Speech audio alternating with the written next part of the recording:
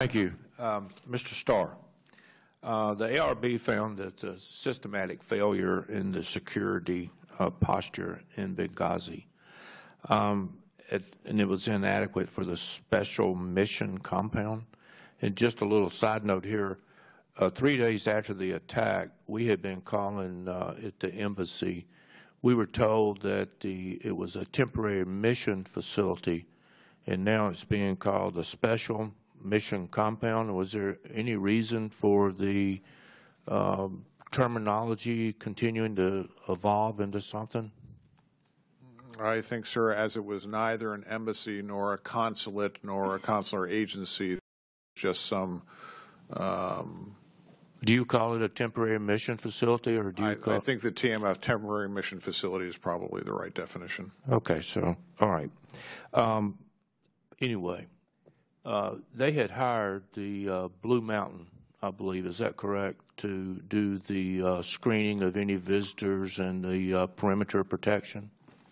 My understanding from the ARB and other reports is that it was a contract with a Blue Mountain security company for Libyan individuals and agreements with, I think it was the 17th Militia as well. That was the host country security, was the 17th Brigade.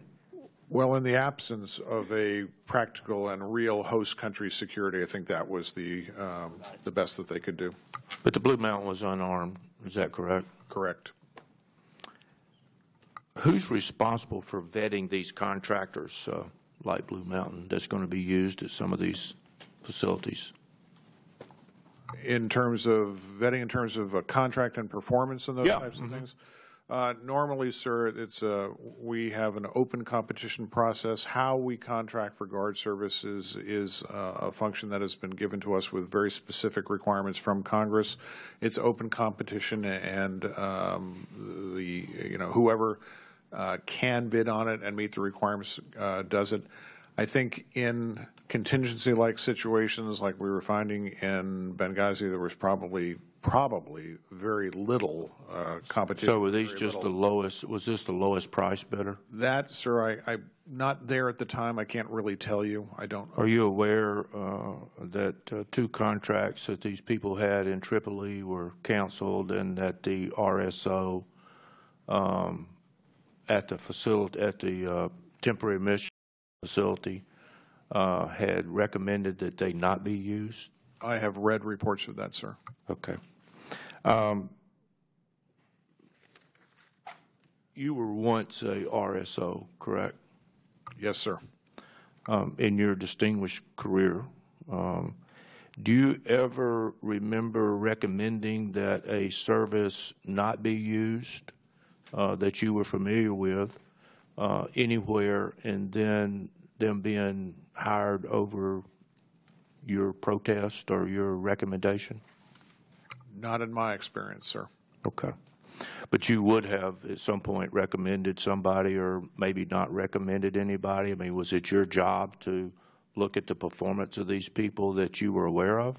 When we report it? As an RSO, when we have guard contracts, if we find that our contractor is not performing, we have a variety of ways we can deduct money, or we can ultimately find that they're not performing. And if they're found to be lacking and can't perform the contract, they can be terminated. They can be barred. They can actually be barred if that goes that far. All right.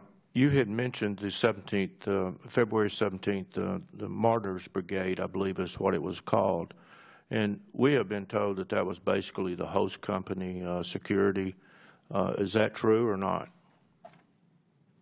I would hesitate to call that host country security, sir. I think at best it probably had some control in that area of the city, but this is based on what I've read from the reports.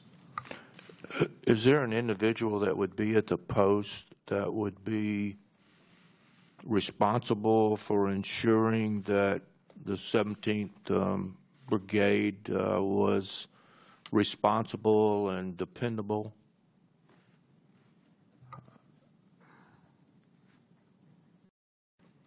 Sir, I wasn't there at the time. As a former RSO, I can probably tell you that there were likely limited choices, and one of the things that an RSO would do at that point, if he was faced with limited choices, was try to train them as best he could, to try to make the best of whatever situation he was handed.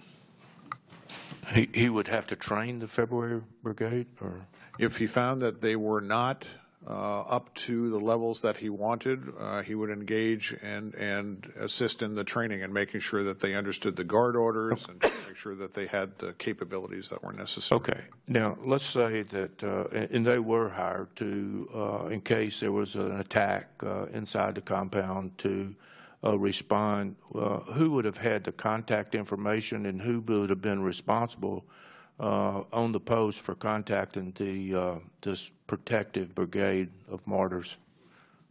There were, as I read the reports, sir, I was not here at the time, there were personnel on the compound. They had telephone communication with their own groups. The agent that was in the... with their own groups? With other personnel in the group, with other personnel. And there was communication on the part of the ARSO, who was in the operations center, who was making phone calls, and there were phone calls that were being made from the annex. Okay. Let's go to the tripwires that Mr. Cummings was talking about. The Foreign Affairs Handbook defines tripwires as events that activate, initiate, or set in motion post plans to prevent harm to the post, its personnel, the U.S. citizen community, or other U.S. national interest. The handbook also notes that when a tripwire event occurs, it requires that an action be taken. Are you familiar with that? Yes, sir. It's my understanding that the tripwires are pre-planned, pre-approved measures that should be taken in light of a security-related incident or threat. Is that true? That is true, sir. Has the State Department emphasized to post the purpose of having tripwires? Has the State Department? Having tripwires. Yes. When a tripwire is breached, meaning something bad has happened, that breach is the trigger to take specific action. Is it not? At a minimum, it is a warning that the post must review what has occurred and then determine whether action needs to be taken. At a minimum, take action rather than just requiring that they sit around and reevaluate the situation. Well, sir, tripwires are written in advance of activities, and we try to cover a wide variety of situations that could occur. Predicting the future and exactly what your actions are going to be is very difficult. I think the purpose of tripwires really is to indicate that, wait, something has just happened. This could be significant. We need to consider whether or not we need to take action in this case. Okay. As I said previously, it was normally a post activity. Now, once a tripwire is tripped, it is looked at both by the post and by the various sections in Washington. Would you consider a hole being blown in the perimeter wall of the temporary mission facility? Would you consider that a tripwire? I'd certainly say that's a good indicator, sir. Probably Okay. crossed a tripwire at that. And that event would have probably should have caused some action or discussion, correct? Yes, sir. Would an attack on another diplomat's coming into Benghazi that caused that country to pull out, would that have been a tripwire? I assume you're referring to the attack on the British ambassador, sir. I am. That's another tripwire, sir, yes. Okay. I certainly think that's an indication of security problems and instability. And so those were two tripwires that you would consider significant, would you not? Yes, sir. And what was done with the security after those two tripwires were tripped? Sir, as I said, I was not here at that time. I was not in diplomatic security. Well, you've read reports. I've read the reports. Yes, I am aware that the RSOs were increasing physical security. They were engaged in building safe havens inside the facility. They had engaged in training with the guards, training routines. They had run drills with the annex. I think they were, from what I've read, they were doing the types of things